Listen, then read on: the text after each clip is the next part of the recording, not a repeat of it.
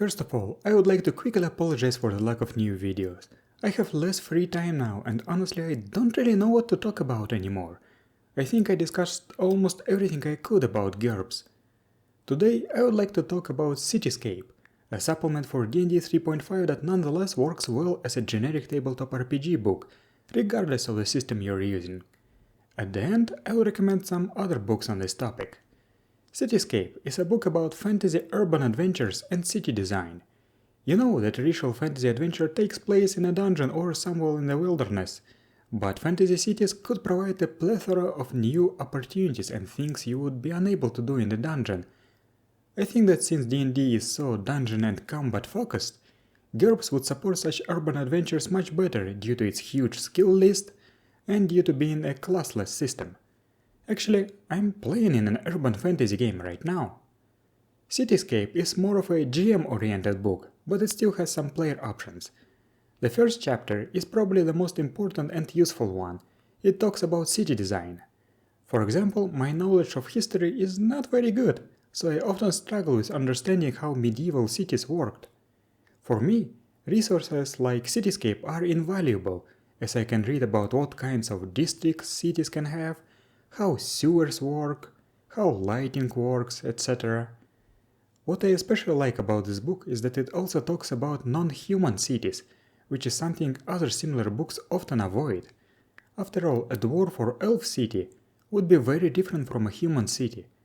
The part about unusual locations also is excellent. Floating island cities, underground cities, all this is a genre staple. The second chapter has new character options, new feats and spells. If you're playing D&D, this is okay, but very situational. If you're playing GURPS, this is more or less useless. However, there are some cool spells that you can adapt to GURPS. For example, Peace Bond that locks your weapon with its sheath. Cityscape also has free web enhancements with some extra options, such as alternative class features, new vestiges for pact magic, and mysteries for shadow magic. The start of this chapter has some nice generic information about what a typical adventure can even do in a city, and how different races act in urban environments. This is some good stuff. The third chapter is another good one. It talks about the different forms of government and organization that can influence the player characters. What if the character belongs to a noble house? What if one wants to join a church or guild?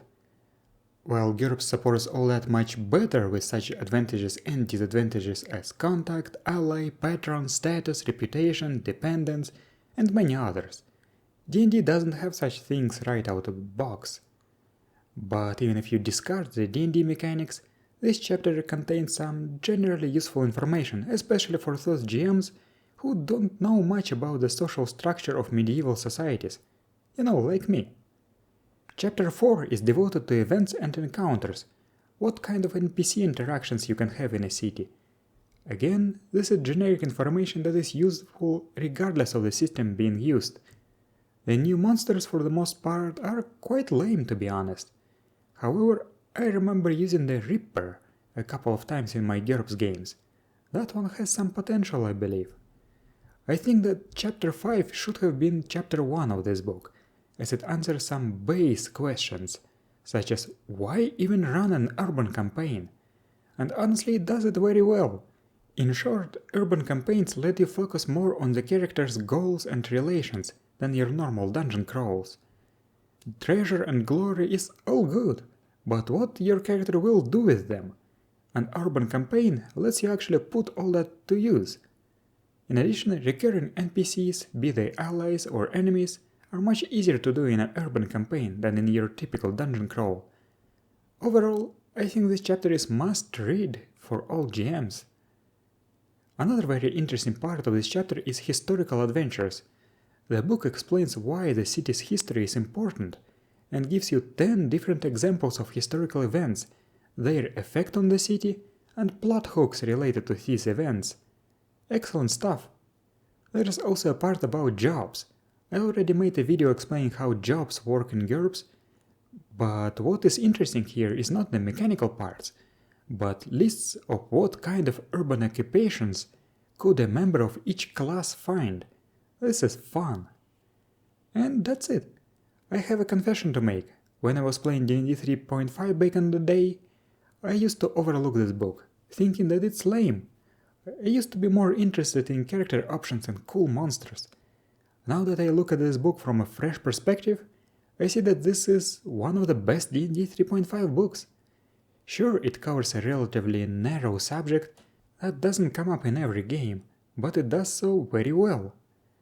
There aren't that many new character options or mechanics, but for the most part, Cityscape can be useful for any GM regardless of the system being used. However, there are some other books on this topic that I would like to recommend. The first one is a medieval magical city guide.